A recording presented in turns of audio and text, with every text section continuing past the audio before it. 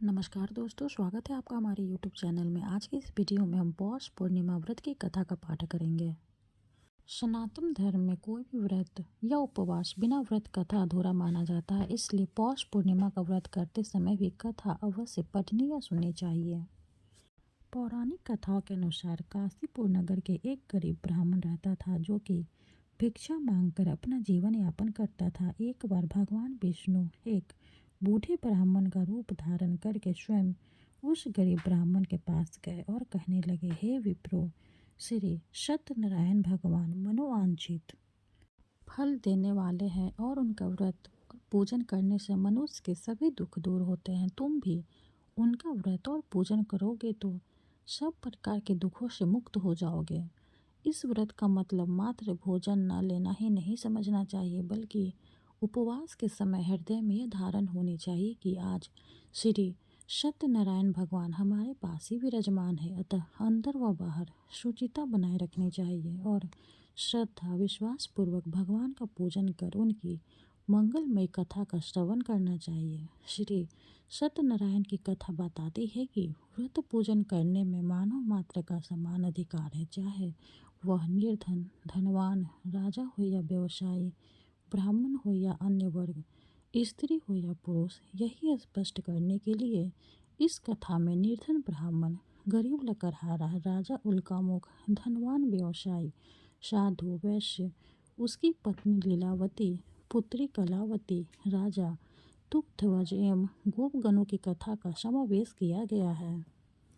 कथानुसार जिस प्रकार लकड़हारे गरीब ब्राह्मण, उल्कामुख गोपगणों ने यह व्रत रखा और सत्यनारायण भगवान की कथा को सुना, इस कथा को सुनते ही श्रद्धा, भक्ति तथा प्रेम के साथ सत्य व्रत का आचरण करने में लग गए और फलस्वरूप सुख भोग कर परम लोक को मोक्ष के अधिकारी हुए। एक साधु वैश्य ने भी यही प्रसंग राजा उल्कामुख से सुना, किंतु उसका विश्वास अधूरा था और श्रद्धा में कमी होने के कारण उसने मन में प्रण लिया कि संतान प्राप्ति पर सत्यव्रत पूजन करूंगा। समय बीतने पर उसके घर एक सुंदर कन्या ने जन्म लिया।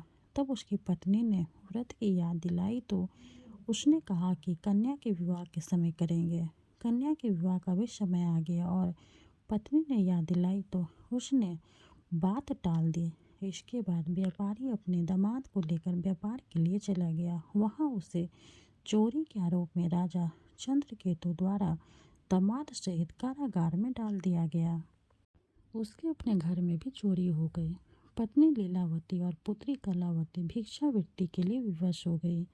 एक दिन कलावती ने किसी के घर श्री सत्यनारायण का पूजन होते हुए देखा और घर आकर माँ को प्रसाद दिया। तब माँ ने अगले दिन श्रद्धा से व्रत पूजन कर भगवान से पति और दामाद के शीघ्र वापस आने का वरदान मांगा। श्री हरि प्रसन्न हो गए और स्वप्न में राजा को कह दिया कि वह दोनों बंदियों को छोड़ दे, क्योंकि वह निर्दोष है। राजा ने अगली सुबह उनका धन धान तथा प्रचुर द्रव्य देकर उन्हें विदा किया। घर आकर पूर्णिमा और संक्रांति को सत्यव्रत का जीवन भर आयोजन करता रहा। परिणाम स्वरूप उसे सांसारिक सुख भोग कर मोक्ष प्राप्त हुआ।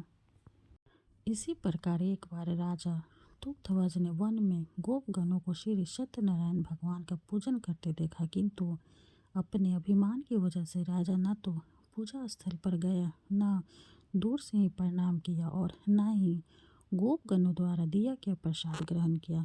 परिणाम यह हुआ कि राजा के पुत्र, धन धान्य, अश्व गजादि सब नष्ट हो गए।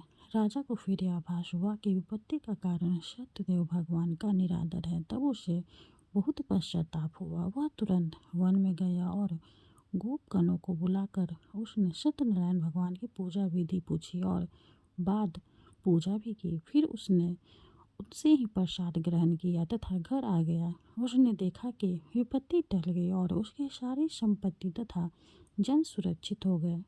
राजा प्रसन्नता से भर गया और अपना सर्वस्व भगवान को अर्पित कर दिया। कथा समाप्त हुई। बोलिए सत्यनारायण भगवान की जय। वीडियो अगर अच्छी लगे तो लाइक करते, चैनल को सब्सक्राइब करते। धन्यवाद।